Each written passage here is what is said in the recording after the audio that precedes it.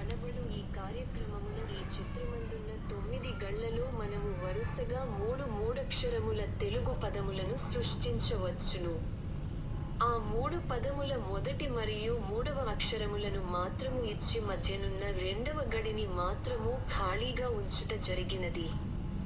ఖాళీగా ఉంచిన మధ్యనున్న ఆ రెండవ గడిలో ఉండవలసిన ఆ అక్షరములేమిటో పట్టికకు ఇరువైపులా ఉన్న తెలుగు మరియు ఇంగ్లీష్ పదముల ఆధారముల సహాయముతో పూరించండి.